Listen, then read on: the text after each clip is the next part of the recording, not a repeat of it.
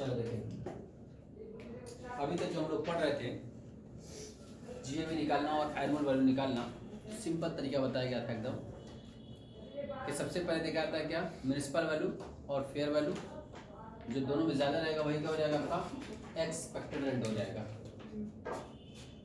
अब expected rent और actual rent को दोनों को कंपेयर करेंगे, उन दोनों में जो ज़्यादा रहेगा वही क्या हो जाता है आपका ग्रॉस एनुअल वैल्यू। क्या होता है? Gross annual value. अगर उसी में स्टैंडर्ड रेंट आया था तो हमने बताया था कि म्युनिसिपल वैल्यू और फेयर वैल्यू जो दोनों में ज़्यादा उसी को लिया जाएगा, लेकिन उसको कंपेयर किया जाएगा किससे? स्टैंडर्ड रेंट से। कभी भी आपका एक्सपेक्टेड रेंट स्टैंडर्ड से अधिक नहीं होना चाहिए। अगर अधिक जा रहा होगा तो स्टैंडर्ड रेंट को हम लोग एक्सपेक्टेड बना देंगे, और एक्सपेक्टेड रेंट और actual rent which one is more. चूँकि ग्रॉस एनुअल वैल्यू निकालने का जो तरीका बताया गया था वो यही बताया गया था कि एक्सपेक्टेड रेंट और actual rent which one is more क्या हो जाएगा? ग्रॉस एनुअल वैल्यू हो जाएगा। ग्रॉस एनुअल वैल्यू में से दो चीज़ों की छूट मिलती थी, एक तो municipal tax paid by owner, और दूसरी चीज़ बताई गई थी unrealised rent if rule 4 certified. नहीं बताया गया था कि अगर रूल 4 की शर्तों को या उसकी जो कंडीशंस है उसको सेटिस्फाई करता है, उससे संतुष्ट है, ठीक है, ये बताया गया था। अब यहाँ पर कुछ स्पेसिफिक केस बताए जा रहे हैं। लिखा गया computation of annual value of house some specific condition. कुछ स्पेशल कंडीशन में हम लोग कैसे एनुअल वैल्यू निकालेंगे उसकी बात हो रही है। तो ये 5 केस बना के दिया हुआ हूँ कि इस तरह की समस्या उठ सकती है। 5 समस्या कि कैसे उसकी एनुअल वैल्यू निकाली जाएगी। तो ये निकालने का तरीका बताया गया कि एनुअल वैल्यू कैसे निकाली जाएगी।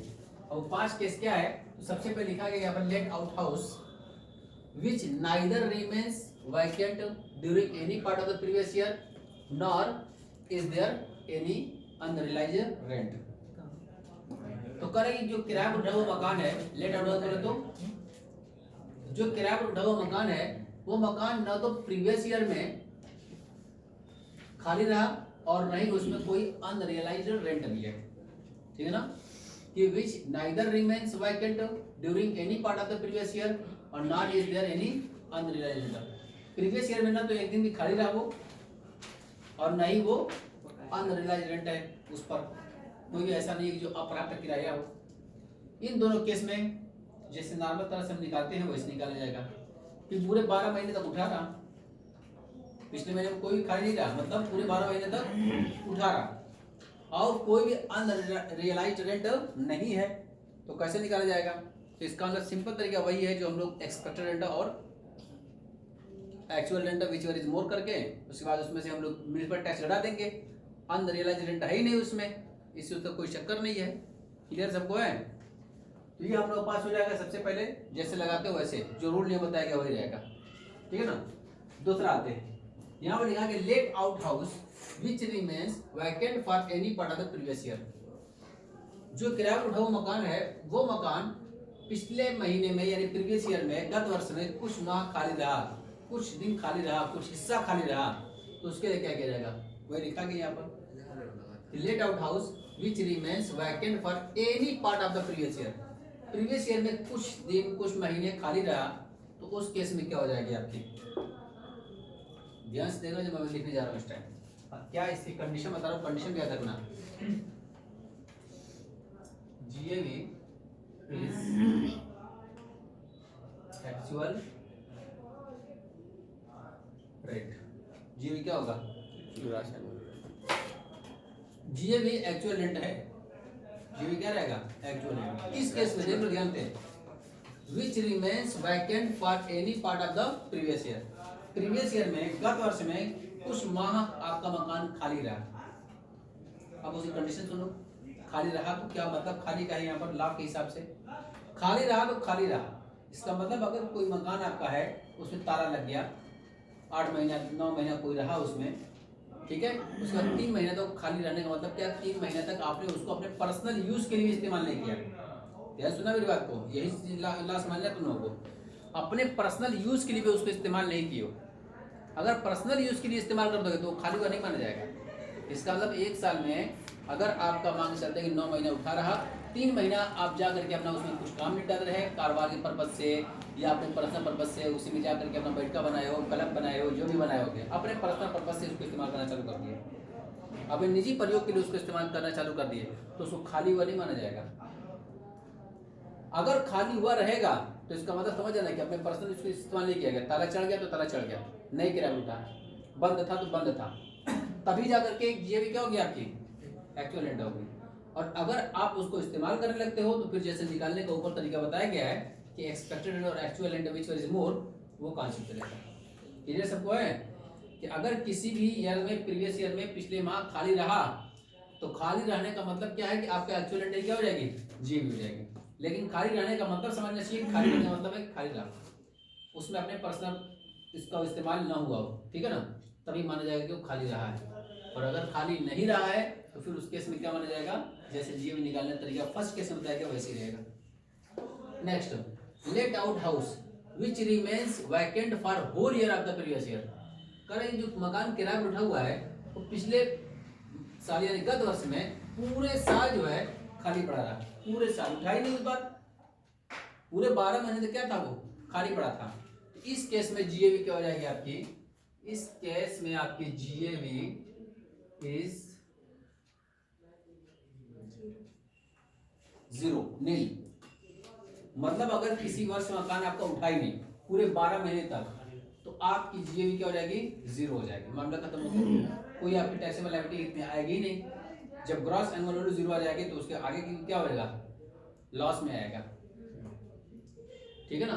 तो ये आपका क्या हो गया कि let out house which remains vacant for whole year of the previous year, कि प्रीवियस ईयर में पूरे साल जो है क्या रहा, खाली पड़ा रहा 12 महीना। हो सकता है कंजेस्टेड हो, जर्जर हो चुका हो, उठा ना हो तो किराया लिया जाएगा आपसे, माना जाएगा कि कुछ किराया आपसे दिया जाए। तो इनकम टैक्स भी कहता है कि नहीं वजह उठा ही नहीं है तो आपका एक्चुअल एंड कुछ होगा नहीं, और होने की संभावना भी नहीं है, जर्जर टाइप का हो चुका है। तो ऐसे थोड़ी नहीं कि हम आपसे जबरदस्ती लेंगे।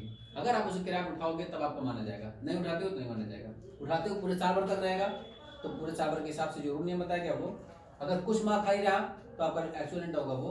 अगर कुछ भी नहीं उठा रहा तो 0 हो जाएगी आपकी जीएवी। क्लियर है। और आगे, late out house which does not remain vacant during the any part of the previous year but there is unrealized rent।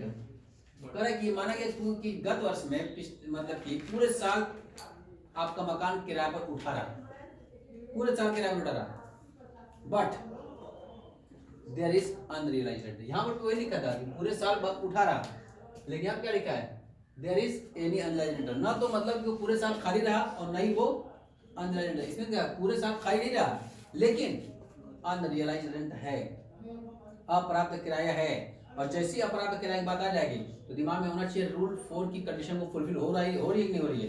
अगर हो रही है तो छूट मिलेगी, नहीं हो रही तो नहीं मिलेगी, ठीक है ना।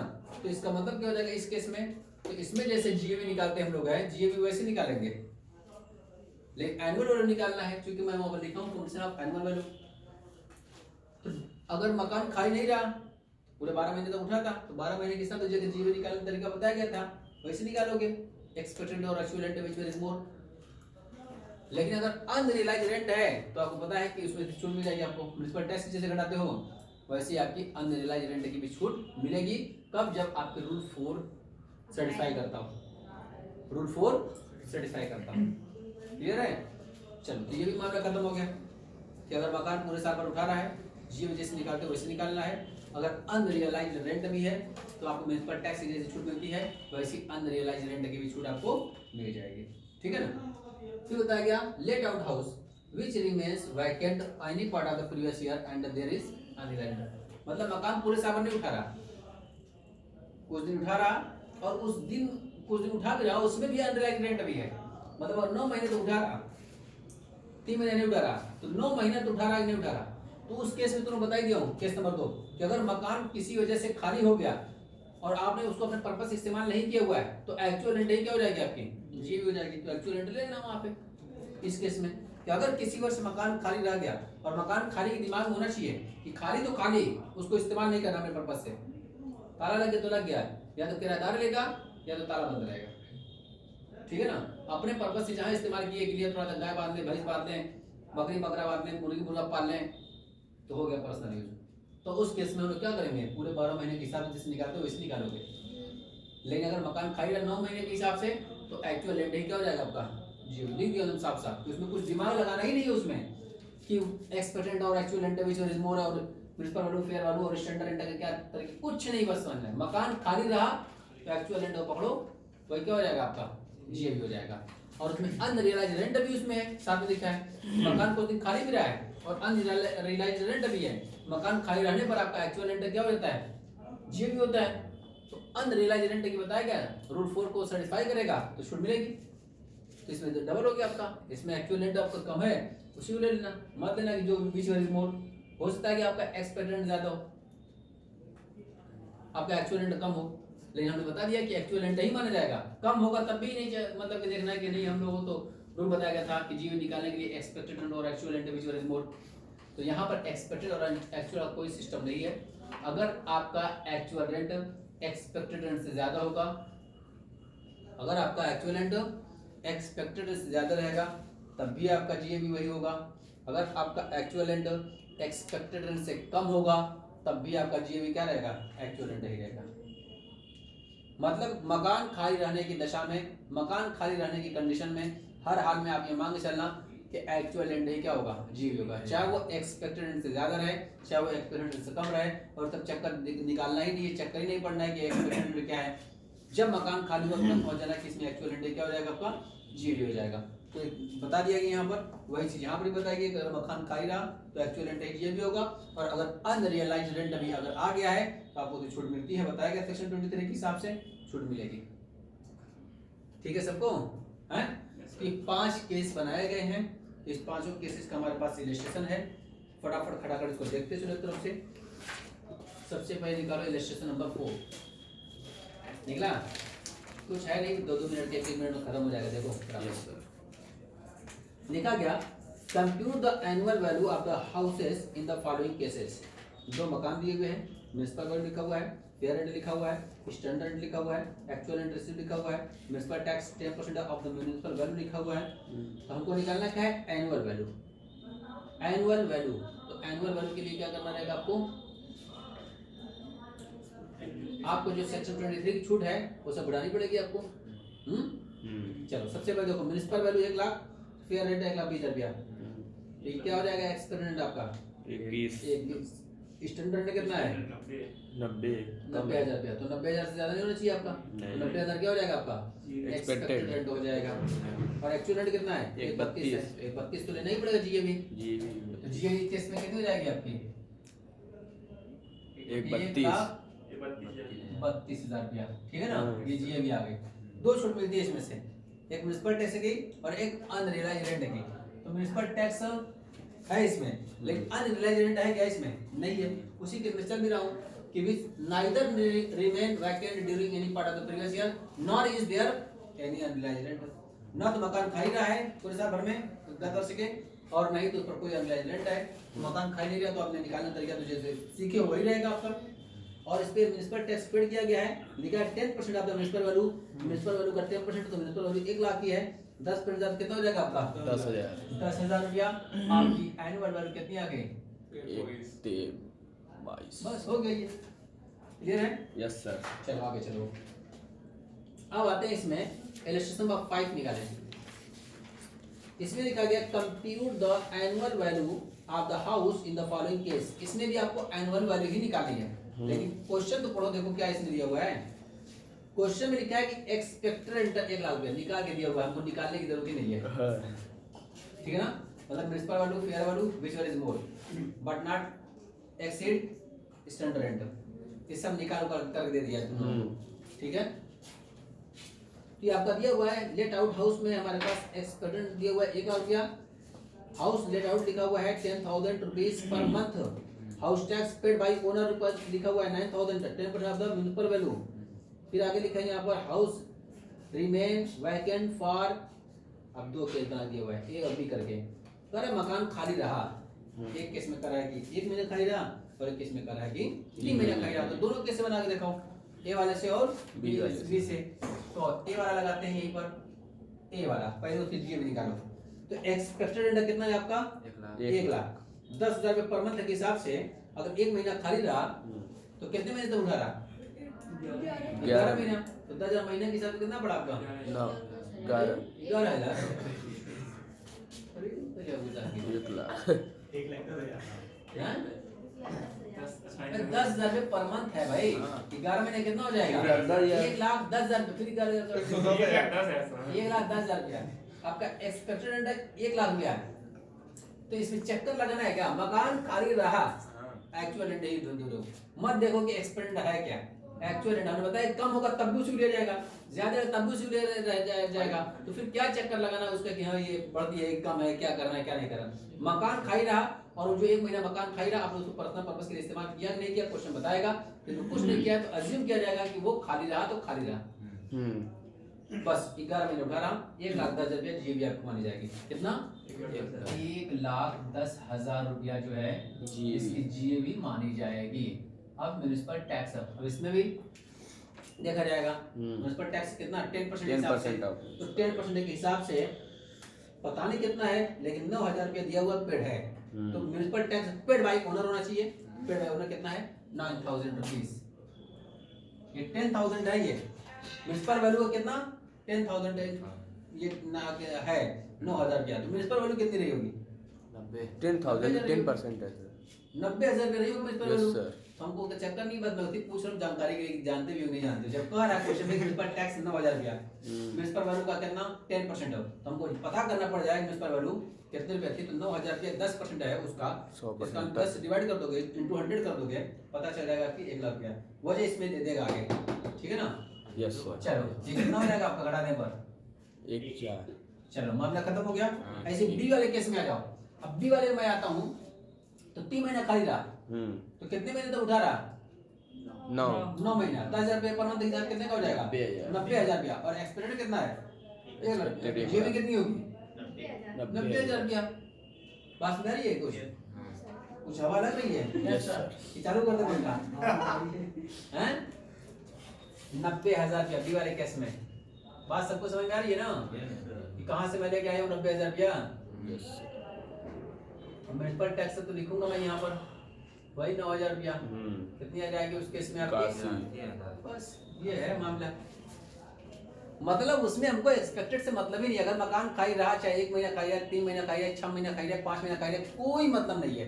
अगर मकान कुछ पार्ट उठा रहा, कुछ पार्ट खाली रहा उस साल में, प्रीवियस ईयर में, तो इसका मतलब मान लेना कि एक्चुअल रेंट ही हमारी क्या हो जाएगी? जीएबी हो जाएगी। हमको एक्सपेक्टेड रेंट और एक्चुअल रेंट बीच में रिमोट का कॉन्सेप्ट लगाना ही नहीं है। पहले केस में भी हम लोग देखे, पहले वाले में ज्यादा हो रहा था, ज्यादा दिया गया। इस वाले में तो कम हो रहा, तब भी उसी के लिया गया। समझा रही है?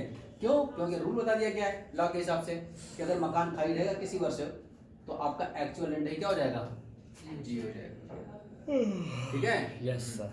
चलो आगे चलते हैं और आगे चलते हैं। अब आ जाओ इसी में 6 नंबर 6। इसमें लिखा गया from the following information compute the annual value of the house. Annual value इसमें भी निकालना है आपको। म्युनिसिपल रेंट दिया हुआ है, फेयर रेंट दिया हुआ है, स्टैंडर्ड रेंट दिया हुआ है और एक्चुअल रेंट दिया हुआ है। फिर कह रहा है municipal tax paid by owner 20% of the municipal value लिखा है। अनरियलाइज्ड रेंट लिखा है 40,000। Condition of rule 4 are certified लिखा हुआ है। 40,000 रुपया अनरियलाइज्ड रेंट है और कंडीशन रूल 4 को सर्टिफाई करता है। खत्म बात। तो निकालो पहले इसमें से GAB. Municipal value 1,50,000, fair rent कितना है? 1,80,000 रुपया। दोनों में ज्यादा कौन है? 81 है। स्टैंडर्ड कितना है? 160 है। 160 को एक्सपेक्टेड मान लेंगे, ठीक है ना? 160 आपकी एक्सपेक्टेड हो गई। अब 20,000 रुपये पर मंथ के हिसाब से पूरे 12 महीने उठा होगा, कितना हो गया? 2,40,000 रुपया। तो 160 240 कौन ज्यादा है? 240 है। इस केस में हम लोगों की जीएबी हो जाएगी 2,40,000 रुपए। और यहाँ पर 2 चीज मिलेगी आपको, म्युनिसिपल टैक्स भी और अनरियलाइज्ड रेंट भी हो जाएगी। म्युनिसिपल टैक्स कितना? 20% ऑफ म्युनिसिपल वैल्यू। तो 1,50,000 का 20% कितना हो जाएगा? 30,000 रुपए। और अनरियलाइज्ड रेंट रूल 4 की कंडीशन को सर्टिफाई करता है। छूट मिलेगी आपको कितने रुपया? 40,000। तो 2,40,000 में से 70,000 रुपया घटा दें, कितना बचा आपका? 1,70,000 रुपया एनुअल वैल्यू हो गई। क्लियर है? कुछ है दम इसमें? कुछ दम नहीं है, एकदम आसान है। इसी तो उधर में लगाते नहीं तुम लोग, कितना आसान था क्वेश्चन में लगाएंगे क्या करते हैं? और आगे देखो। चलिए सर। कहाँ चले? मतलब आगे आगे करा यहाँ पर from the following information compute the annual value of the house. Municipal value 2,00,000 रुपया, फेयर रेंट 1,80,000 रुपया, स्टैंडर्ड रेंट 2,50,000 रुपया, एक्चुअल रेंट 30,000 रुपया पर मंथ। अब आगे देखो क्या क्या क्या करा है। Yes, sir. The house remained vacant for 2 months during the previous year. Unrealized rent 30,000 रुपया। Condition rule 4 are certified. Municipal tax paid by owner rupees 15,000 and by the tenant 15,000। 15,000 रुपया किराएदार और 15,000 रुपया ओनर। मालिक, दोनों पे पेड कर रहे हैं। सबसे पहले जीओ निकालो। Yes sir. तो इसमें 30,000 पर मंथ के हिसाब से 2 महीने खरीदा 10 ही महीने उठाना कितना हो जाएगी आपकी एक्चुअल रेंट 3 लाख रुपया। 3 लाख। कंपेयर करने की जरूरत है क्या? मकान खरीदा तो खरीदा खत्म बात, मत मेहनत करना उसमें कि एक्सपेरिमेंट क्या होगा। ठीक है ना? तो 2 लाख और 1,80,000 2 लाख हो जाएगा 50,000 रुपया। इसका 2 लाख हमारी क्या हो जाएगी? एक्सपेक्टेड हो जाएगी और 3 लाख रुपया एक्चुअल हो जाएगी। क्या कंपेयर करने की जरूरत है? No. नहीं जरूरत है। तो क्या करें इसमें? 3 लाख रुपया। ये भी आपकी कितनी हो जाएगी? 3 लाख रुपया। म्युनिसिपल टैक्स की छूट मिलेगी आपको। Yes, sir. और अनरिलाइज्ड रेंट की छूट मिल जाएगी। Municipal tax paid by owner होना चाहिए 15,000 रुपया paid by owner. Yes, sir. यहाँ दे की जाएगी, ठीक है ना? Yes, sir. और उसके बाद कितना होता है? 30,000 रुपया अनरियलाइज्ड। हैं? 30,000। 30,000 रुपया करा दो। कितना हो गया आपका ये? 30 45 हैं? 2 65 55। बस ये अब कैलकुलेट हो गए। कुछ है दम इसमें? ठीक है। बस इसमें क्या है कि कंडीशन में बता दिया हूं कि कौन सी केस में क्या माना जाएगा। तो याद क्या रखना है कि अगर मकान खाली रहा तो एक्चुअल रेंट क्या हो जाएगी हमारी? ये हो जाएगी। मकान खाली रहने पर, और मकान खाली रहने का मतलब भी बता दी तुम लोगों को कि मकान खाली मतलब अपनी पर्सनल यूज के लिए अगर खोल दिए तो समझ जाओ कि वहां पर जो रूल चलते हो ना एक्सपेक्टेड और एक्चुअल रेंट विच मोर वही चलेगा। बंद है तो बंद नहीं है, ठीक है ना? चलो फोटो खींच लो और आगे वाली जगह खाली करो। म्युनिसिपल टैक्स एक कंडीशन बताई गई। Municipal tax paid by owner अलग से बकायदा उसका लेक्चर दिया था। म्युनिसिपल टैक्स के लिए बताया था, अनरिलाइज्ड के लिए बताया था, ये नहीं बताया था। तो यही बताया गया म्युनिसिपल टैक्स पेड होना चाहिए और किसी तरह होना चाहिए ओनर। बकायदा कंडीशन लिखा दो, ठीक है ना? और रूल 4 की कंडीशन बताई गई। रूल 4 की कंडीशन फुलफिल करेगा तभी उसमें मिलेगी, नहीं तो नहीं मिलेगी, ठीक है ना? तो बकायदा दोनों का अलग से लेक्चर दिया हूँ, तो लेक्चर सुनो ध्यान से, ठीक है ना? बकायदा YouTube चैनल पर जाओ, उसको सब्सक्राइब भी करो और उसको शेयर भी करो, उसे दिखाओ भी, ठीक है ना? हाँ, अब कुछ